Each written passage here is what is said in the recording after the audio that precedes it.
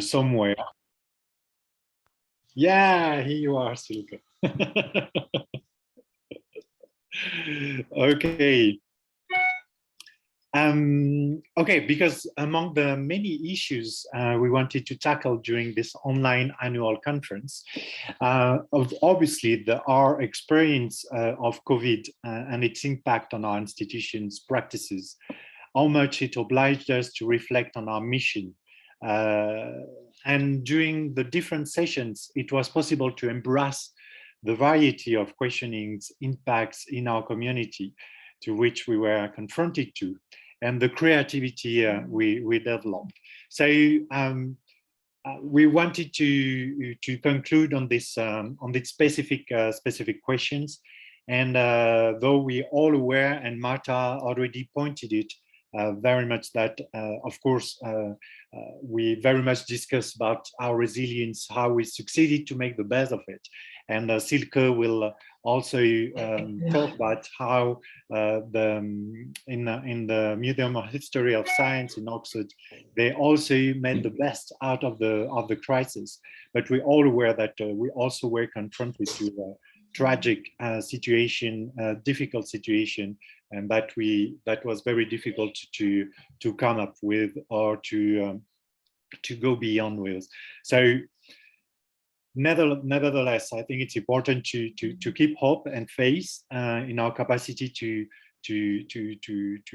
reflect, and our capacity to change our position. So Silke, kindly accept, and thank you very much, Silke, for accepting to present and to do this very difficult task of being the last speaker of a very long 3-day conference. So thank you very much for that.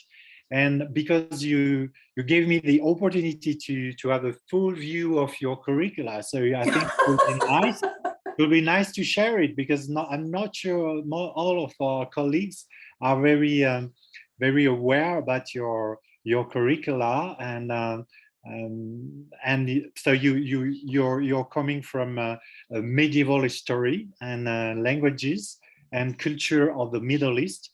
And then, as you pointed out, at some point you step into history of science, and you said almost by accident, but we are very happy you made this step because we have the chance to have this kind of collaboration, and to have you as director of this wonderful Museum of History of Science in Oxford, that I had a chance to spend 2 years there when I was studying in Oxford. And you pointed out also that you're not a scientist, and that's very funny, because it means for you that you have a especially big heart. So I'll leave the scientists to understand what they want to understand about that. A big heart for people who find the concepts we talk about difficult. And yeah, and you're right, because sometimes talking about science and history of science, it's very difficult. So not being primarily from this field certainly help also to develop tools to empathize with the people who don't come at all from this field. So thank you for that. So as I said, so your main research interest at the moment is the question of how to discuss science, art, and belief. And in your gallery, and with a particular focus on Islamic science, which you try to redefine as well at the present. And okay, and you're, as I said, director of the History of Science Museum in Oxford. So thank you very much. And the title of your presentation, which is a kind of provocative, of course, it's Crisis as Opportunity. So please, Silke, the floor is yours. Thank you very much, Sébastien, for your very kind words. I will be very careful next time I share inside knowledge with you. I would share the screen if it didn't tell me that this was disabled. So if somebody would magically... Frédéric, can you put Silke as co-host, please? Done. Now you can, Silke. Very much. And you should be able to see my screen now. Are you? Yes, we are. Thank you very much. So first scientific hurdle taken. That is always so encouraging. So thank you very much for the kind invitation. I feel hugely honored and very humbled after 3 days of such extraordinary talks where there was so much to learn and share and take away and try out in our institution. So it is just wonderful to be here at this joint conference. The reason why I have chosen the image is not just, the obvious one, life coming out of concrete walls in which we seem to be running all the time. But I have a particular liking for dandelions, and that is because they are small, they may look a bit scruffy, but they're bright and they're extremely resilient. They use every chance for growth. They take root very easily. The seeds and thus the impact blow far and wide very easily as well. It provides nutrition for a whole range of living beings, and it has a range of health benefits. So I think that is what we should be aiming for. So why is the dandelion considered a weed? And tying in with what Henry told us at the beginning of this conference in his excellent, very thought-provoking talk, is it time that we look at what we're doing differently? And as we saw over the past 3 days, that is, of course, exactly what we're all doing.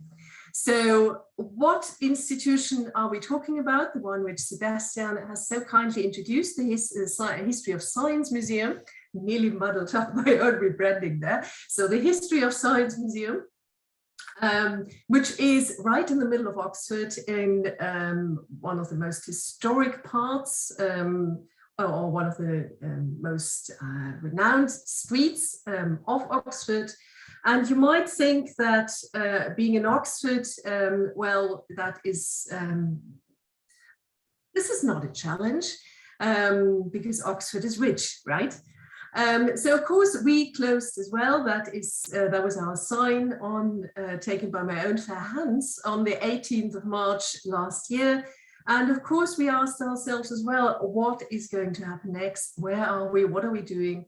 And how can we use what is happening in a meaningful way? The greatest challenge, I'm sure we've all experienced that, is not just how to survive as an institution in terms of being still there as an institution. For me, the greatest challenge was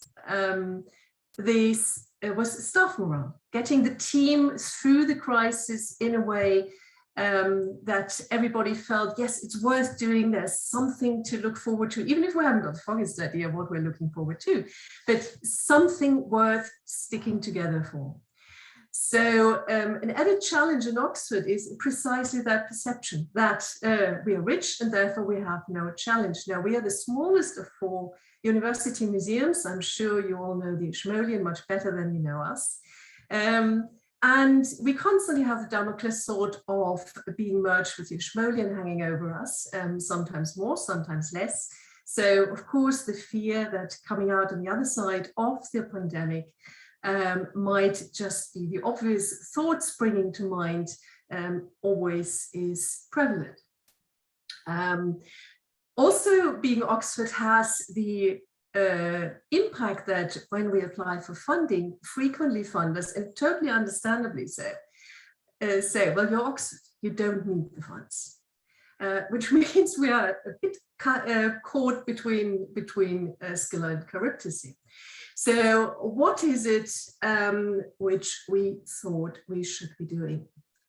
Now, of course, the situation was clear. Colleagues were put on furlough. For those colleagues here in the room who don't have a similar system, that was an opportunity the government provided to make up for colleagues' salaries who were then sent home and basically did nothing. So the institutions were all run on minute stuff. We are bijou anyway. We were, as I call it, some people say we're small, but of course we're bijou. And we had even fewer people there. But the risk, of course, was again the worry that when that government money ran out, would there still be jobs? And we all know that some institutions, that is just a very hard and brutal fact, will not reopen. We know that there are redundancies looming everywhere. So one of my main concerns was, how do we create jobs in this crisis? How do we identify funding streams or opportunities which may enable us to bring in funds, which in turn may allow us to create jobs. But probably most importantly in all of that, networks. Because we all know the better one is entangled in a web, the more difficult it is to be cut off. If one is at a kind of lone, beautiful planet orbiting some kind of solar system, it's quite easy to be kicked out. So the more network, the more partnership, the better. The more we can achieve, and again, that is of course something Henry has told us about very eloquently on Wednesday. So that was one of the goals as well. Being part of new partnerships and creating networks that we hadn't had before. Now, another element of that was to be better prepared. And I'm sure you've all had that, that thought as well. Suddenly having to close your institution, thinking, what next?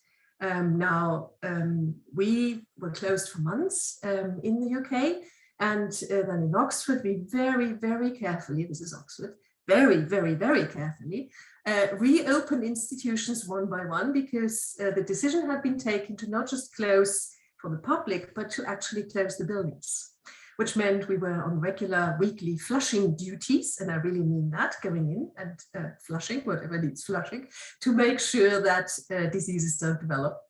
That became quite complex. So question, of course, how can we, was of course for us, how can we be prepared better?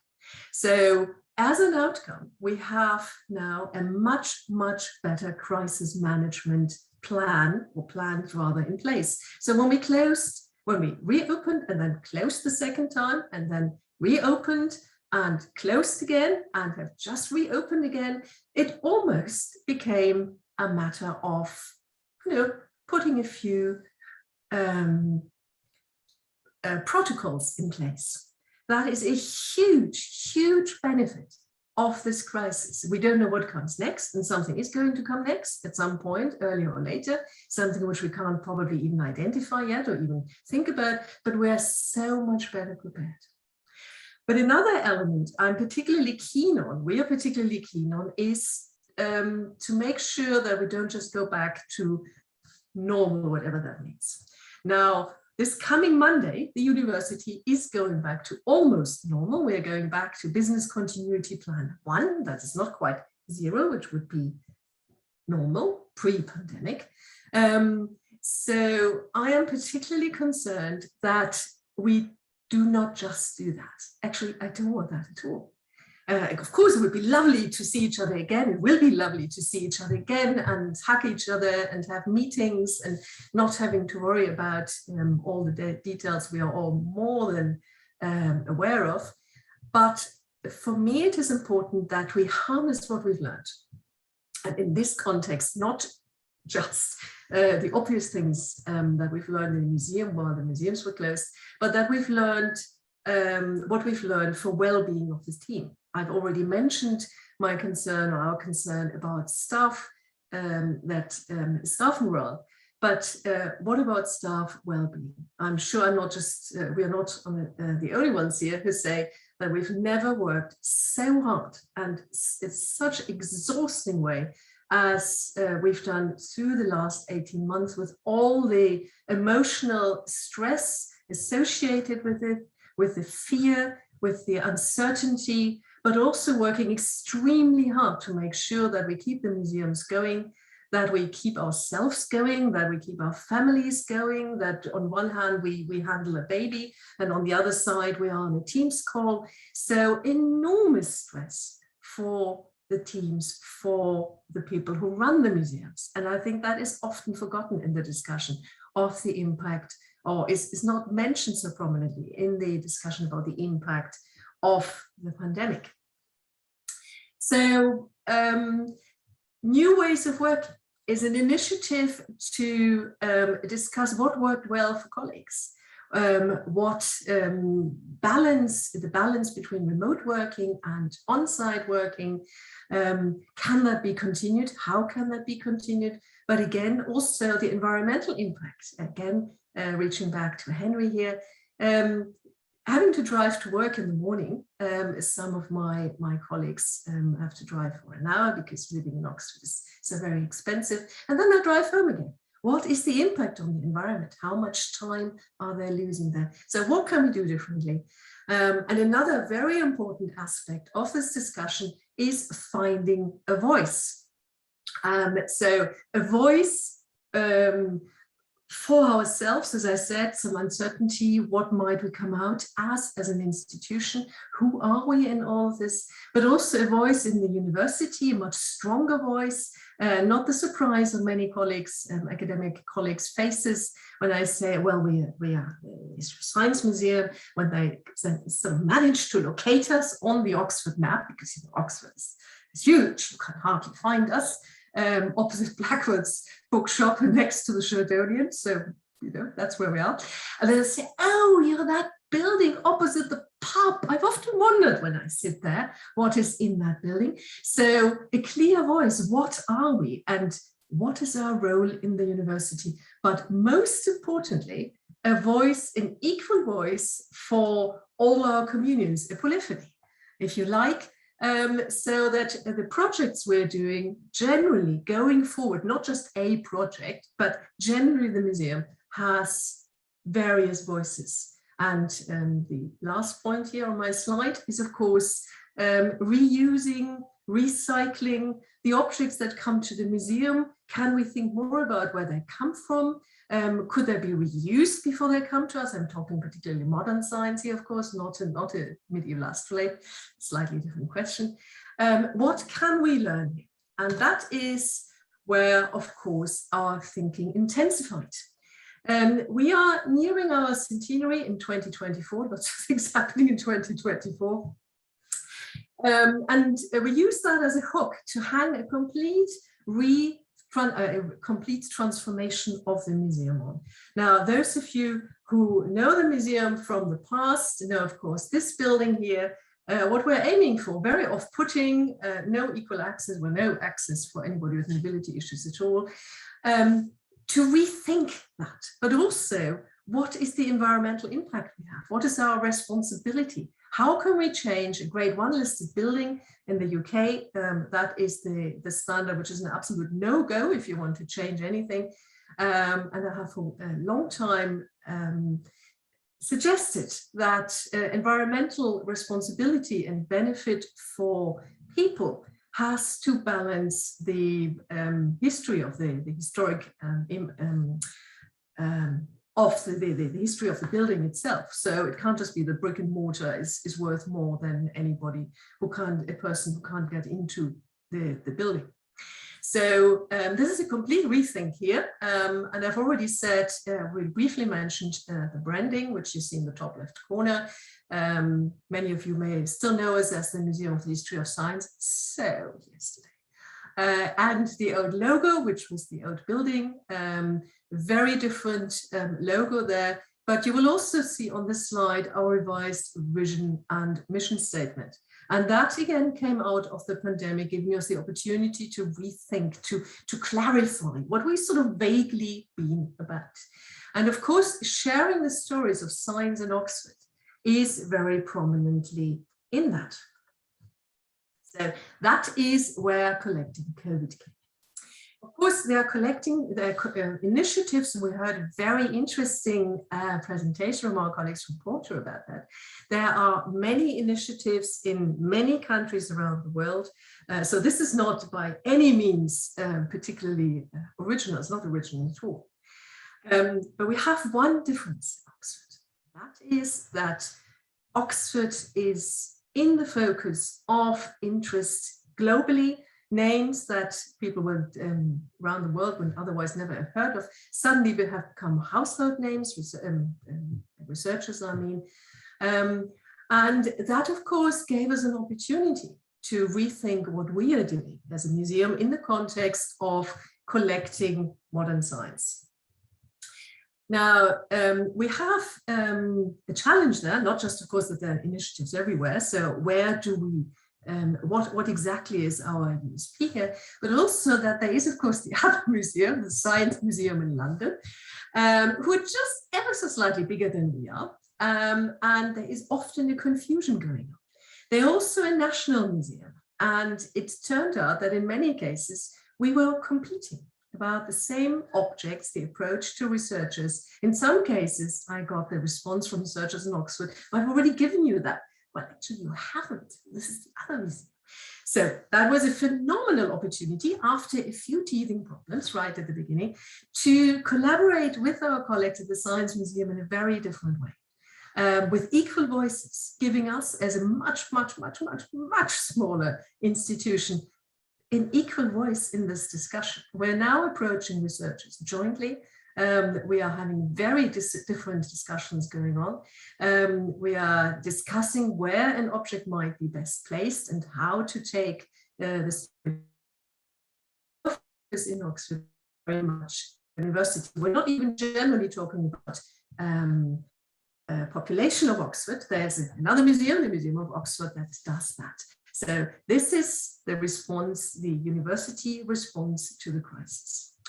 And that has given us also a huge opportunity, as I said in my previous slide, additional funding.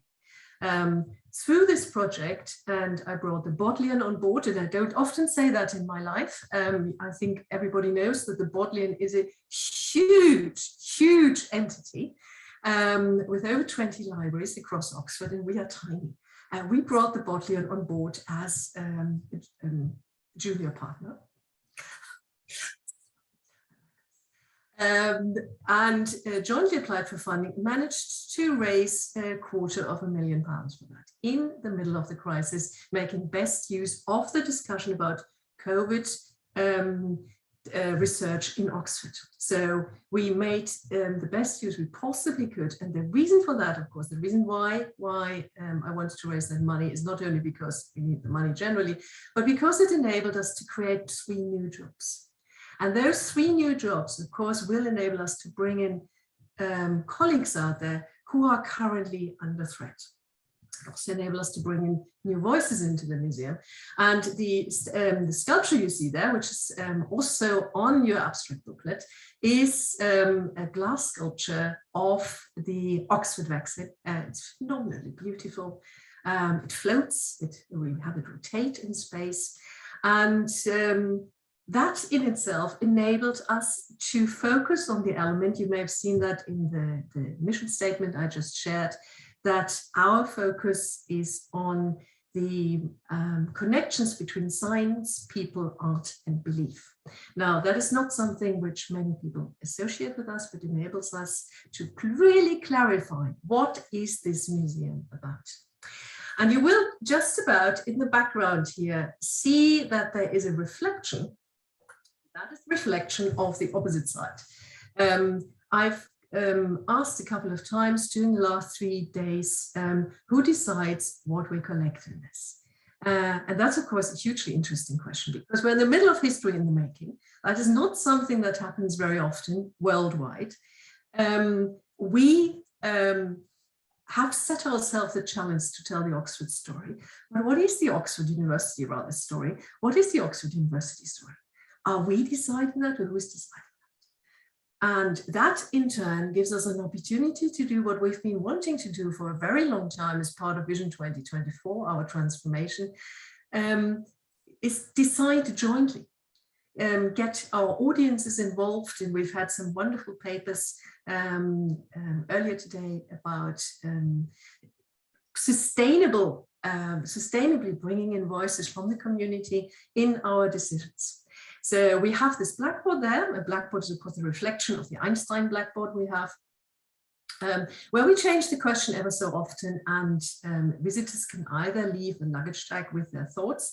That is a picture I took a couple of weeks ago. The number have increased significantly since, either on-site or online. And that enables us to again use COVID, use the crisis we are in to change our practices sustainably. And that works extremely well. And we learn so much by it. It's just so humbling. It also enables us to have a very different voice in Oxford. Now, I'm sure you all know Sarah Gilbert, the person behind the Oxford vaccine. You will have heard of Andy Pollard, whom you see on the right-hand side. Our display provided the backdrop for a BBC Breakfast interview with Sarah Gilbert and her colleague Catherine Green for their new book, Vaxxers, which enabled us to be on the screen of millions of people around the world for a full 10 minutes. That's not something we normally get. So again, a huge benefit for the museum in terms of visibility. But also the interaction with Sarah Gilbert. When Mattel decided to create a Barbie doll, I hope you're all aware there is a Sarah Gilbert Barbie doll, just one, it's unique, which Sarah is holding there at the bottom. I just popped her a quick email and say, ooh, do you think we could have that for the collection? That is a kind of exchange and discussion we would not have been able to do earlier. It's just not that sort of voice. Andy's very nice quote here, which you can read much quicker than I, on the screen, again, is of course a very, very different kettle of fish from where we were previously in terms of visibility in the university. So rather than being a museum, which one doesn't even know exists, but happens to be opposite the pub one's sitting in, we are now seen to be our museum, the museum that is going to tell our story. And that is, of course, precisely what we want to be as a university museum. What is it we're collecting? Well, the obvious things, of course, vials, vaccine-related, ventilators, some fantastic initiatives here in Oxford, which I wasn't even aware of, which never saw the light of the public light. Very cheaply produced, or very cheaply to produce ventilators, for example, which have then been given to countries that were not able to buy ventilators, which of course hugely costly at the time when everybody was competing against them. Colleagues giving up their usual research by focusing on COVID. There's some wonderful stories coming out there, and that is precisely what we're interested in. We're not just interested in the obvious pieces, but we're interested in the human stories behind it. And as I said, this is the university. So what was day-to-day life for the researchers who did this? What did they do on the day when they had this eureka moment? We found the vaccine. Did they go out and pop a champagne cork? Can I have the champagne bottle? No, they didn't. They went home and slept. So it's those immediate stories. We are collecting. One of the new roles we're bringing in as an oral historian, but we're also collecting responses from the public, from communities in Oxford that are directly related to it. For example, letters, postcards from schools writing to the Jenner Institute, the Vaccine Institute, and thanking them personally for their efforts. A local brewery brewing a beer. I've been offered the empty bottle. Something happened to the content, I assume. That shows in the 20 days the COVID virus, and the proceeds of that were given to COVID research. Or the question of what about masks? We all know no mask at the beginning. Think back to 2018. Don't think back to 2018. Think back to 2020. March, April, we were all told to mask, and there were no masks to be had. So my PhD student, one of my PhD students, set out to sew masks for every single colleague, which is a rather touching element, and which will in future be forgotten. How do we focus? How do we cope with the early outcomes? But there are also other examples. For example, the safety cabinet which was used up the hill at the hospitals by the clinical biomedical facility, just 5 kilometers away from the museum, for the development of the vaccine. Now you think, yes, we want that, but we didn't get that directly, because that was in May when the institute refurbished, and I hadn't quite got as far as pinning them down personally, because I'm having all these discussions in person, not in person, personally. So I got a call from the Science Museum, the one in London, saying we got a call from a firm called UMAC-Universeum, who say they've been given a cabinet which was used for the development of the vaccine. Surely that can't be true, that would have been given to you. So in intense 2-day discussions, we established that A, it is the original cabinet, B, the firm is a firm which we have highlighted in every press release since, UMAC-Universeum, that refurbishes used equipment for future use. So it doesn't get thrown out, gets refurbished, recycled. So a fantastic initiative. Again, going back to Henry, don't just either send it to the museum immediately, or do not send it to the scrap heap, but see whether it can be used in between. And we are now collaborating very, very closely. They are very kindly keeping that cabinet for us until it's safe to get it to us, at which point we are immediately lending it to the Science Museum, the one in London, for their vaccine exhibition. And they're also helping us with this display. So a wonderful new collaboration has come out of that, and massive visibility, because, as I said, it's in every press release, that this institution exists. So many other elements developed, many other projects developed in parallel, and I would just like to pick out 2 here on this slide, and that is the online learning program. I've always, and as you may be aware, we've got a mind-bogglingly fantastic collection of astronomical and mathematical instruments from the Islamic world that is unparalleled anywhere else in the world. We may be small, but wow, we have things, we really do. Now, in our learning, offices focus on schools in Oxford and Oxfordshire, obviously, because those are the ones that can come in. The pandemic enabled us to rethink completely what we were doing. And I know many of you have done the same thing. It enabled me to raise funds, again, with the Botley and List Junior partner, for something called a virtual classroom, which took a little while to persuade people that that might be a good initiative, but is now running beautifully. And for the first time enables us to reach the communities whose objects we hold in trust in the museum. Oxford is partnered with Ramallah. I've always wanted to reach a school in Ramallah, a refugee camp. We've got a project, which is in the bottom left, Multaka, which a multi-award-winning project for which we've been doing for many years with forced migrants from Iraq and Syria. So reaching refugee camps, a completely new opportunity. But the other one I want to make you aware of is the one in the center. This humble piece of whatever it is, a card on a washing line.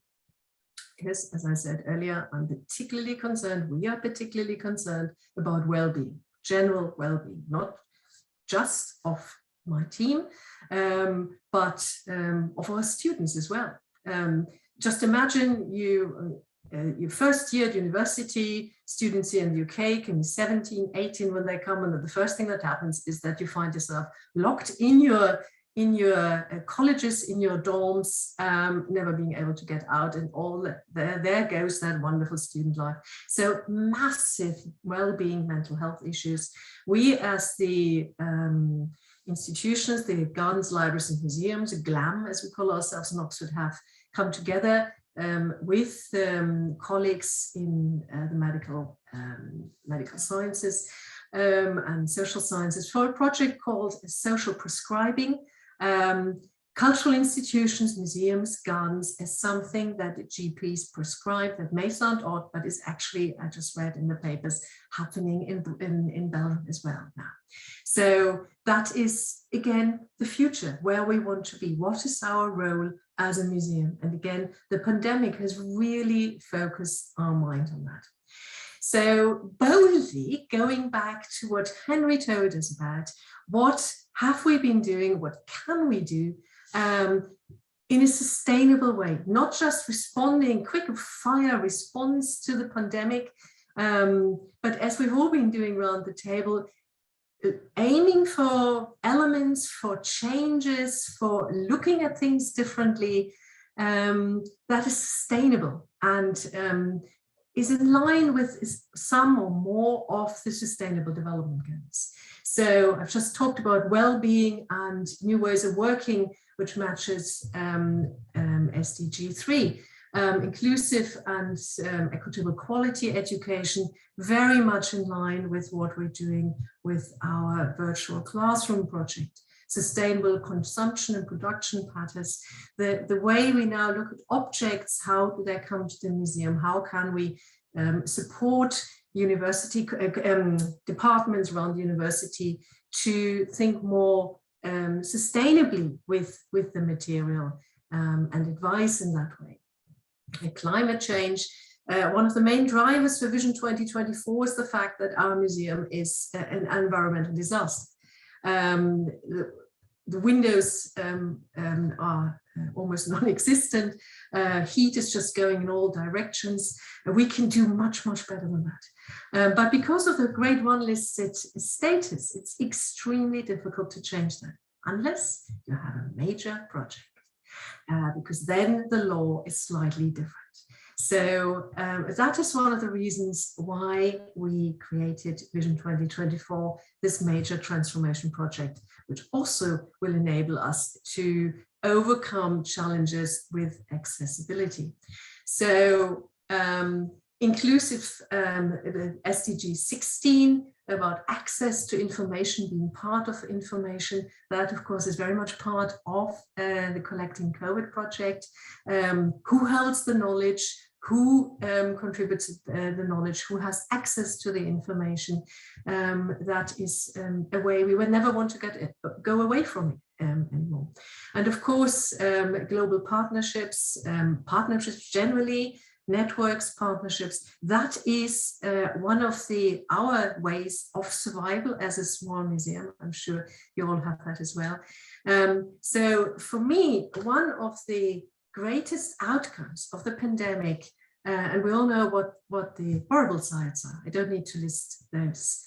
One of the greatest outcomes is the opportunity handed to us on a silver platter to rethink what we're doing. Which we all always wanted to do anyway, and many of us have done, but often are too much in the business as usual to have an opportunity to stop and say, hey, we really should be doing this differently. So to have been stopped, to basically run into a concrete wall and ask ourselves, how are we going to continue? What do we want to be in future? Who do we want to be in future? I think is such a fantastic privilege to have. That we can really make best use of it and tie that in with the Sustainable Development Goals, which Henry has spoken to us so eloquently. Thank you.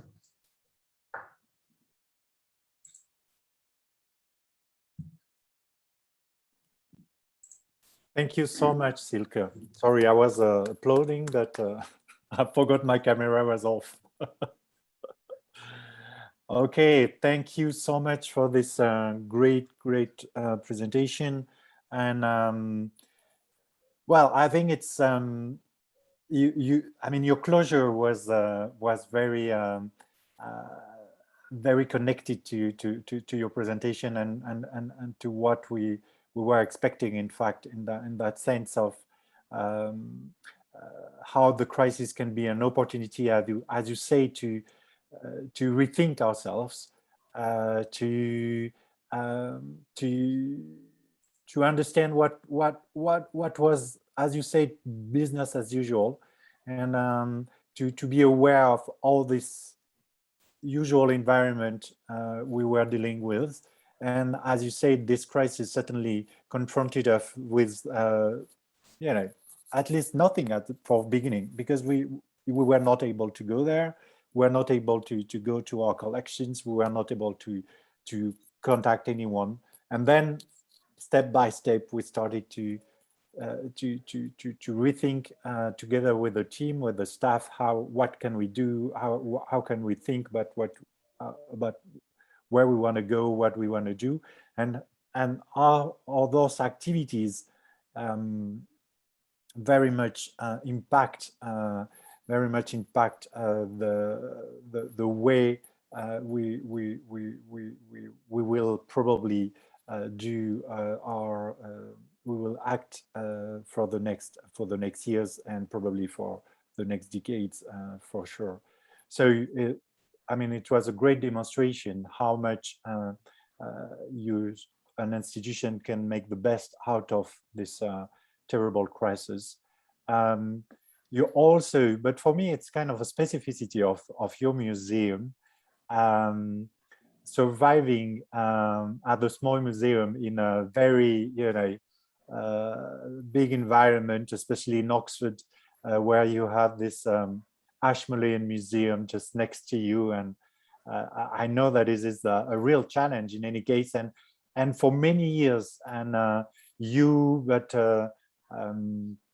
Jim, before you very much succeeded to make the best out of it, to be visible, to invent something else, because you were always obliged to do that if you want to be visible and if you want to make sense. So that's thank you so much for this very inspirational, I would say, testimony of what can be done and how do you do that. Is there any questions, any remark you want to address to Silke, please?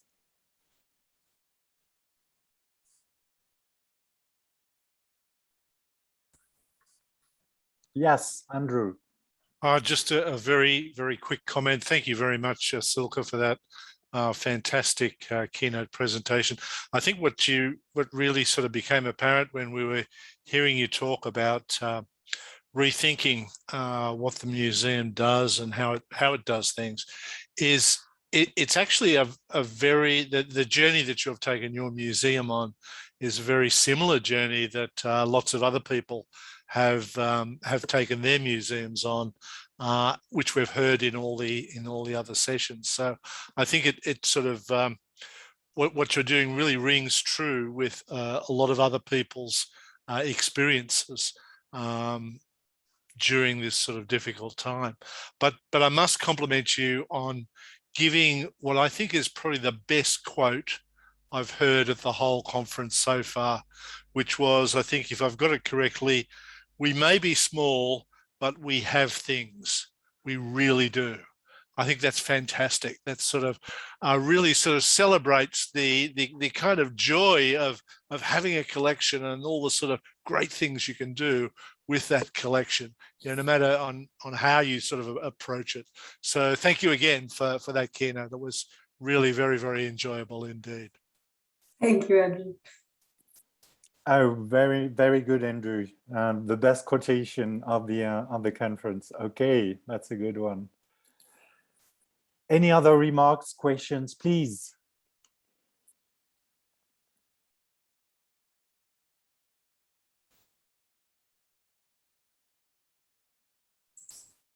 I think Dominic has a hand up. Oh, okay, sorry, thank you. I couldn't see it. Dominic. Yes, thank you. Hi, Silke, and actually everyone. I'm quite caught as a biologist on what I have seen, not only in your talk, but the whole 3 days. I think we are the perfect example, and you being from Oxford, you have in England, you have the best statue that there is. And I want to refer to Darwin and his evolutionary theory. Survival of the fittest is survival of the one or the species that wants to fit into something. And what we have seen these last 3 days, and also in your talk, is that we have adapted as university museums to very, very bad and very difficult circumstances, being Corona crisis, a pandemic. And I have seen 3 days now of wonderful examples how we adapted and what we did. And so people who know me and come together when there is no COVID know that I often bring Belgian beer to celebrate what we have done. And I have to admit, I have one of the best Belgian beers here with me to celebrate all of you. So you won't be able to taste it, but I will tell you it's very, very nice. I want to applaud all of you for adapting and do what natural evolution expects from us. I really wanted to say this, that this is extraordinary what we have done this time, the last 2 years, and also in this conference. Thank you. Thank you, Dominique. Silke, do you want to react on this as a non-scientist, on this biologist interpretation of what you're doing? I think what we are all doing, and that is exactly right, Dominic. And I think this is the moment, and maybe we'll do that in the closing session, pat ourselves on the shoulder.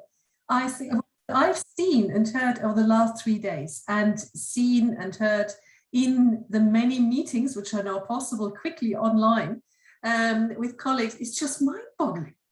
This is a sector that has really gone from strength to strength in very difficult circumstances. We all know what the difficulties are: funding and positioning, and not really being understood by academic colleagues, and all of that. But all the new initiatives and the strength, and I would say as a sector, we are stronger than we were when we went into the pandemic. It's just phenomenal. It's really a moment or a reason for celebration. Yes, it is. Yes, absolutely. I agree on that. And that was one probably of the point I wanted to raise during the closure, as you said, Silke. But if you're looking at the chat, Silke, you will be amazed. I mean, how many quotations do we have now? Because there's so many of them. So you're I will be remembered for something.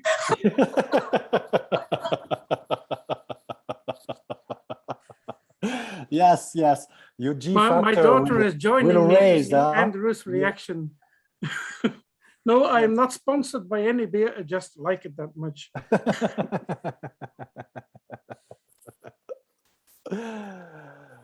All right, colleagues, dear colleagues, any other comments or questions to Silke before we move to the closure session?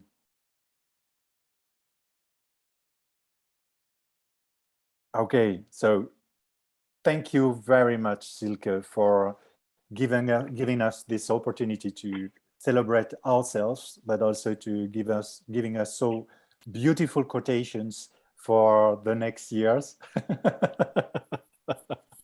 No, but you know, I really meant it. So thank you very much. Okay, I think it's time for closure. Finally, it's been very 3 long days in a good way, though very exhausting, because one of the other experience we have is spending so many hours in front of a computer. We all know how tiring it can be, but I think most of us played the game, and we were so many attending all of our sessions and discussions and so on.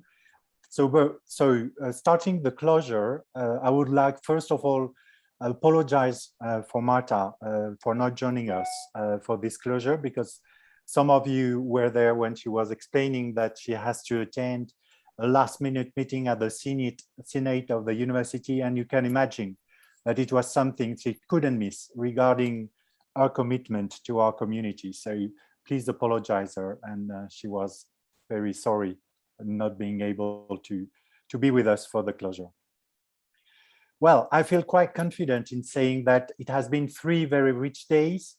The variety of the sessions, the presentations, the workshops, the videos came with a variety of ideas, projects, actions Many issues were discussed, and Henry McGee certainly helped us to get ready to embrace this creativity, humanity, great idea, to reflect on our own practices and in which way we want to move forward, enhancing our ability to push the limits by being aware of our constraints and knowing how others made the best out of it. And Silke gave us a great demonstration for the last keynote speech about how can we achieve so much, even being a small museum, even though I think it's not such a small museum. And it is very much story we heard about, how to make the best of the situation we are confronted to in time of crisis, such as COVID, but also many others. Our resilience, creativity is amazing. I also do believe that the path and discussion we opened on repatriation and restitution certainly also demonstrate we can still accomplish a lot to make museum world change, our relationships to collections and heritage, and also in this decolonization process, which implied so many things for our community, but to society at large. So I opened this conference pointing reasons why I was reasonably confident for the future of UMUseum and collections. Though we were all aware that the crisis is far from being behind us, the situation is indeed very tragic and concerning in many countries, and we are all aware of the inequity between us wherever we live, the size of our institution, museum, collections. But through our network, we certainly realize that now how strong we can be and stronger can we become. On a more pragmatic note, this conference was also a risky bet, technically, but also how to allow the most of us to attend. We are well aware that it was far from perfect, and colleagues from Asia and America certainly suffered from early or late night. Thank you all for the efforts you made and your understanding. And I would like to thank again the boards of Universeum and UMAC for being part of this adventure. And of course, Wenja and Martin, which were very, very much involved in all the technical issues and organization and preparation of this conference. I propose a big applause for Wenja and Martin for making this conference possible. Thank you so much. And of course, thank you to Andrew, Gina for UMAC-G editor for having such a very nice book of abstracts, all the referees, keynote speakers, workshop organizer and chairs, all the participants. Thank you all for joining us with that. And with the UMAC Award, we see how dynamic the network was. It was a great moment of joy. So thank you, Akiko, for taking care of that. And I don't know, maybe if any one of you want to say a word before I come to what you're all waiting for, the background contest. Yes, Andrew, please. I might just say very briefly, Sébastien, yes. On behalf of UMAC, thank you very much for this great collaboration on putting together a joint Universeum UMAC conference. This is the first time that this has actually ever occurred, although both organisations have about a 20-year history. It's also, I think, worth remembering what's been achieved here. Under such difficult circumstances, we managed to have about 400 people attending this, and the content was really incredibly rich, and that's thanks to all the people who participated as members of the organising committee. The technical support was absolutely superb. I felt very much that this felt very much like a normal conference where you'd meet people face to face. I feel very much like I've lived the last 3 days in everyone's company, as you would if you went and traveled to the other side of the world and enjoyed a face-to-face conference. So yeah, I'd just like to also express my thanks to the people who kept things moving in the background, like Martin and Frederic. And it was wonderful to embark on this venture of a joint enterprise with Universeum, and the quality of what's been done with the conference, I think, is good testimony to what a worthwhile enterprise it was. So thank you, Sébastien. Thank you very much, Andrew. And okay, sorry, I forgot we were supposed to do it together. So I just no, that's fine. That's fine. Not a problem. Like not a problem. Carry on. Yeah. Okay. So Frederic, if you can make me share my screen, I will come with the background contest as we announced this. You're all expecting this, I'm sure, very deeply. You are already co-host. Yes, now I am indeed. Okay, thank you. Yes, okay.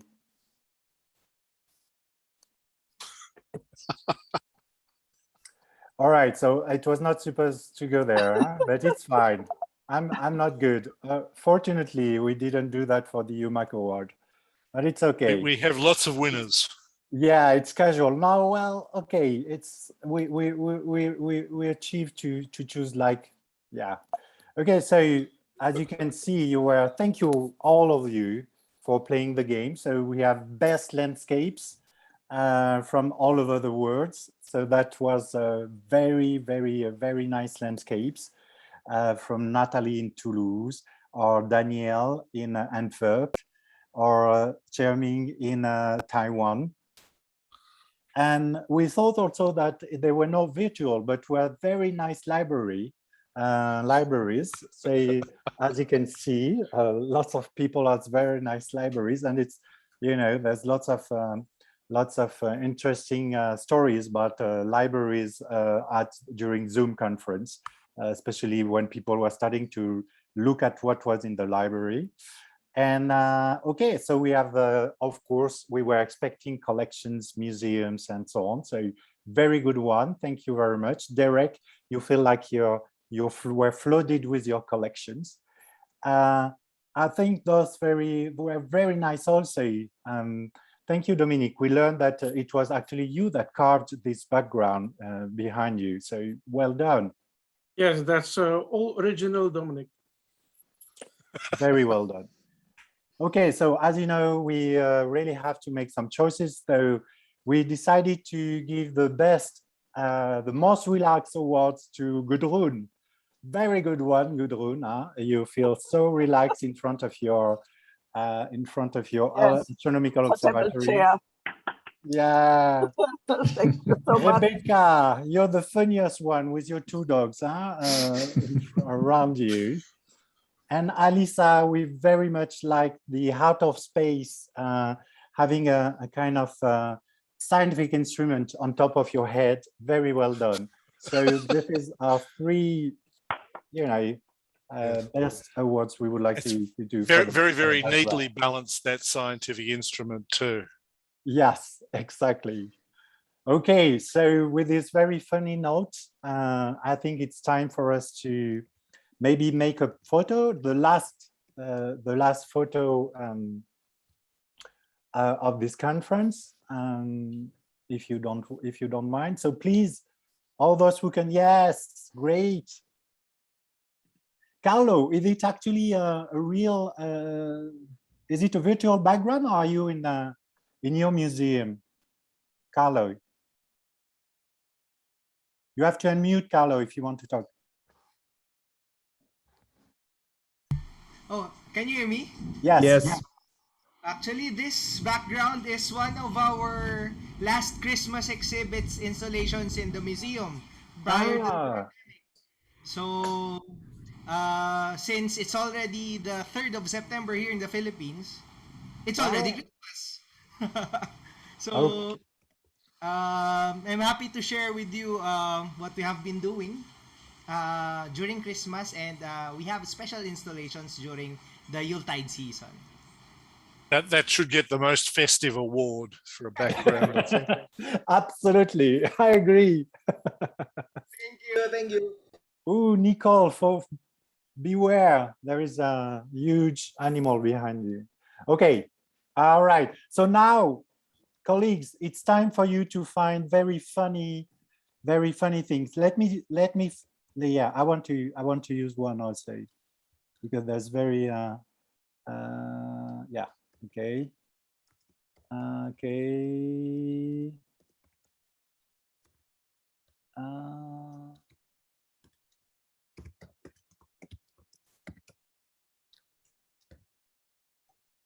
I like this one.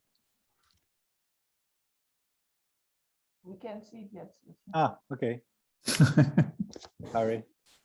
But Nicole also thinks she should have been shortlisted for the outer space background. Oh, very nice. Yeah, here we go. Okay, right. Okay, are we ready for the picture? Who's doing the picture? Am I doing the picture or are you doing the picture? You're doing the picture, Frédéric. Good, thank you. So for all of us, huh?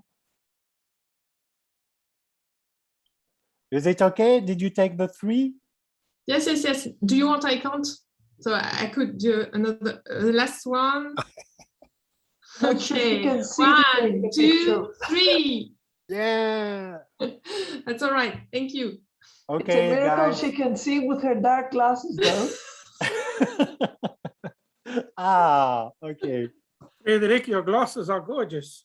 Yes, fantastic. They move around also. Yes. Okay. So it was, thank you again to all of you. It was great to have you from all over the world. It was great also, as Marta pointed it, to have colleagues from South Africa for not the first time, but so many for the first time. So this is always great to have new countries joining us for the conference. Thank you so much. Take care, of course. Hope for the good, because it's not over, but let's be confident, let's be connected. Let's hope that all those great ideas will deal with finish with partnerships and so on and so on. So, well, it's difficult to close, huh? Because I'm keep talking. Especially when you have a pitch field under your head. You're sprouting something. Enough. Living. Bye. Thank you, Sébastien. Bye-bye. Thank you to all. Bye. And remember, we didn't even have to fly. Goodbye. Exactly. Bye-bye. Bye. Thank you. Bye. Bye. Member of the board, if you want to stay, maybe we can chat. Okay, I don't close the session, so. Marlène, big kiss.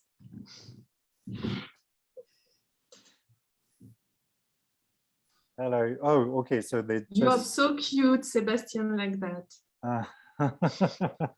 I know.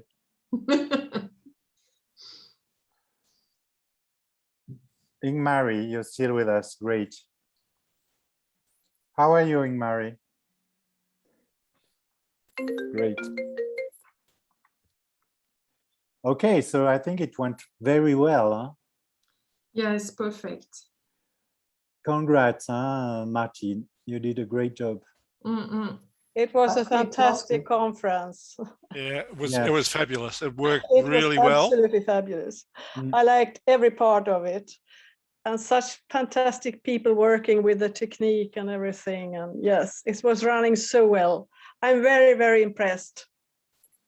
Thank you, Ingmari. It really means a lot for us. Yes. And Andrew, you have the award of the guy who stay awake for the much longer time, huh? Yeah, it's way past my bedtime. I meant to say, but you know that in Australia here we've been in lockdown for about over 2 months.